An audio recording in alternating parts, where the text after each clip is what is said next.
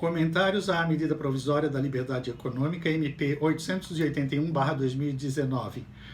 Como amplamente divulgado, trata-se de norma que institui princípios a serem observados pelos agentes públicos nas suas relações com os particulares.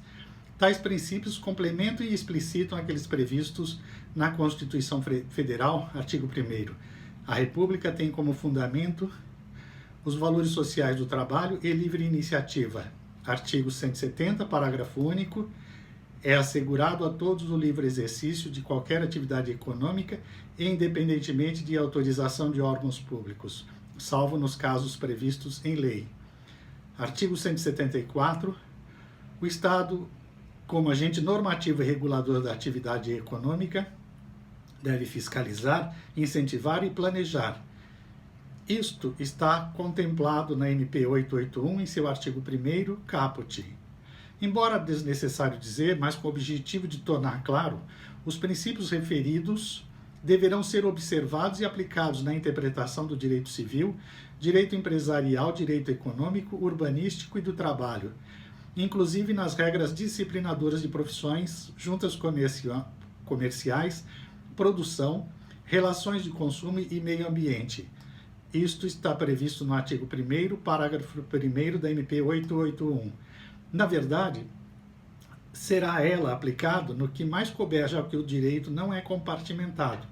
Não são aplicáveis, entretanto, conforme previsto nela, nos casos que envolvam segurança nacional, segurança pública, sanitária ou saúde pública, cabendo à administração pública, quando solicitado, demonstrar de forma expressa as razões de suas restrições. Isto está contemplado no artigo 3º, parágrafo 1º da MP 881.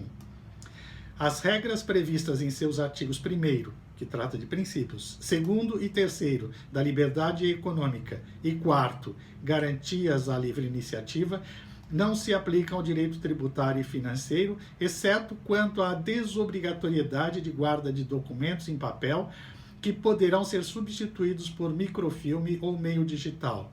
Isto está previsto em seu artigo 1º, parágrafo 2º. Todas essas regras, artigos 1º a 4º, constituem normas gerais de direito econômico, cuja vigência suspende a aplicação de leis estaduais no que lhe contrariar, devendo ser aplicados pelos estados e municípios para todos os atos públicos de liberação de atividade econômica, exceto para efeitos tributários. Isto está previsto em seu artigo 1º, parágrafo 3º. A regra que prevê que a partir de 2/7/19, isso também está previsto na MP 881, em seu artigo 16, nas solicitações de atos públicos de liberação de atividade econômica, o particular receberá previsão de prazo máximo para análise de seu pedido, sob pena de responsabilização administrativa do agente público. Isto encontra fundamento na MP 881, artigo 16, o qual prazo ultrapassado e no silêncio da autoridade competente significará sua aprovação tácita. Previsão, artigo 3º, inciso 9 da MP 881. Não é aplicável aos estados e municípios, salvo se as atividades para as quais houve solicitação derivarem de legislação federal ou forem por ela delegada, ou se o estado ou município aderir por norma própria às novas regras. Fundamento é o artigo 1º, parágrafo 4º da MP 881. Atos públicos de liberação de atividade econômica que serão tacitamente aprovados são, exemplificativamente, licença, autorização, inscrição, registro, alvará, demais atos exigidos sob qualquer denominação pela administração pública como condição prévia para o exercício da atividade econômica, inclusive o início, instalação, operação, produção, funcionamento, uso, exercício ou realização de atividade, serviço, estabelecimento, profissão, instalação, operação, produto, equipamento, veículo, edificação. Fundamento é o artigo 1º, parágrafo 5º da MP 881. Dentro dessa concepção da MP 881, o exercício da liberdade econômica é propositadamente elevado à condição de direito expresso na lei, embora já integrasse o rol dos direitos fundamentais, Constituição Federal, artigos 1º e 170 a 174. Agora, a liberdade econômica passa a ser expressamente considerada essencial para o desenvolvimento e crescimento econômicos. Dentre eles, desenvolver atividade econômica de baixo risco sem a necessidade de atos públicos de liberação da atividade econômica. Produzir, empregar e gerar renda, podendo desenvolver tais atividades em qualquer horário ou dia da semana, com as restrições relativas às normas de proteção do meio ambiente, combate à poluição sonora e perturbação do sossego, direito de vizinhança e legislação trabalhista. Fundamento, artigo 3º, incisos 1, 2, a D.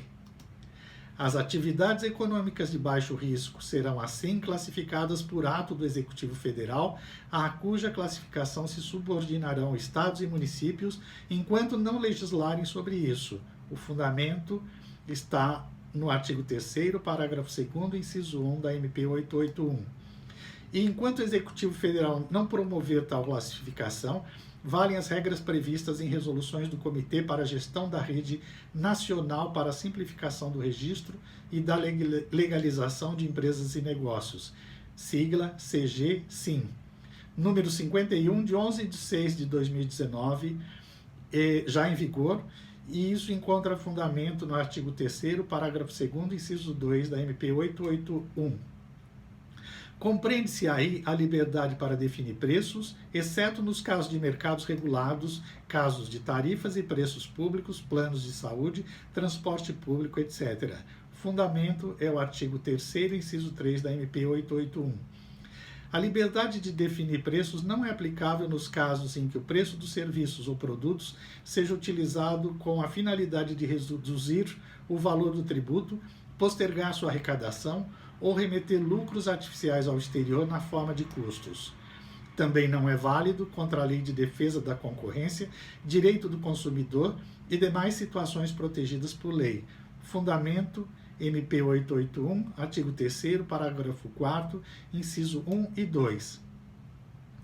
É direito do administrado ainda receber tratamento isonômico de órgãos e de entidades da administração pública quanto ao exercício de atos de liberação de atividade econômica. Artigo 3º, inciso 4 da MP 881. É dever da administração pública evitar indevidamente criar reserva de mercado favorecendo grupos econômicos ou profissionais em prejuízo dos demais concorrentes, impedir a entrada de novos competidores nacionais ou estrangeiros no mercado, criar privilégio exclusivo para determinado segmento econômico, inacessível aos demais segmentos, exigir especificação técnica desnecessária para o atingimento de um fim desejado, impedir ou retardar a inovação e a adoção de novas tecnologias, processos ou modelos de negócios, ressalvadas situações consideradas em regulamento de alto risco. Aumentar custos de transações sem demonstração de benefícios, criar demanda artificial ou compulsória de produto, serviço ou atividade profissional, inclusive de uso de cartórios, registros ou cadastros. Introduzir limites à livre formação de sociedades empresariais ou de atividades econômicas. Restringir o uso e o exercício da publicidade e propaganda sobre um setor econômico, ressalvadas as hipóteses expressamente vedadas em lei. Fundamento é o artigo 4º, inciso 1 a 9 da MP 881. Tudo que vier a impactar os empresários ou consumidores precisa ser antecedido de estudos de impactos regulatórios para verificação da razoabilidade do seu impacto econômico no meio. A aplicação dessa previsão dependerá de regulamento, fundamento artigo 5º, caput e parágrafo único da MP 881.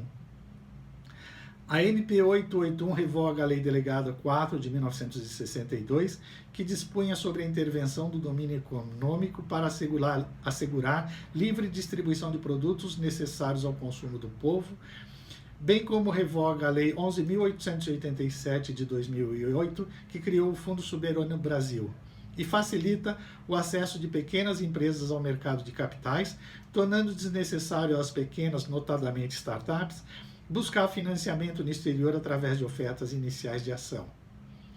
A MP entrou em vigor em 30 de 4 de 2019, com retificação em 3/5/19, devendo ser convertida em lei pelo Congresso Nacional até 28/8/2019.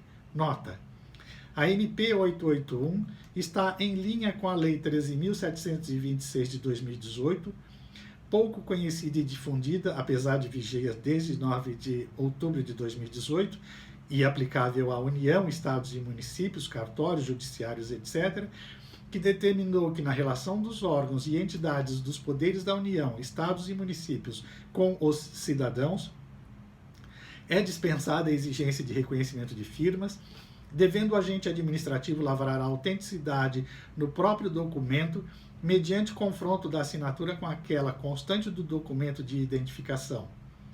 E a autenticação de cópia de documento também deve ser promovida pelo agente administrativo, mediante comparação entre o original e a cópia. O mesmo valendo no caso de juntada de documento pessoal do usuário, ou dispensa ainda a apresentação em qualquer circunstância da certidão de nascimento, substituível por qualquer outro documento de identificação pessoal, bem como dispensa a apresentação do título de eleitor, vedando ainda a exigência de prova relativa a fato que já houver sido comprovado pela apresentação de outro documento válido. Essas regras da Lei 13.726 de 2018 são aplicáveis inclusive aos procedimentos licitatórios. Há na referida lei outras medidas desburocratizantes que tornam obrigatório o conhecimento do seu teor. Clique no nosso site para conhecer sua íntegra. Há muitas alterações em curso no processo de conversão da MP 881 em lei no Congresso, até mesmo com a promessa de ampliação de seus atuais 18 para 71 artigos. A seguir, no nosso material disponível impresso no nosso site, um comparativo vinculando para as alterações promovidas pelo Congresso Nacional e é muito útil um comparativo de como é e como será, como é atualmente, como será após a MP 888, com comentários adicionais sobre alguns artigos dela na sua versão sem alterações. Esse material está disponível em nosso site, em nosso blog, Franco Advogados Associados, blogspot.com. Muito obrigado e até uma próxima.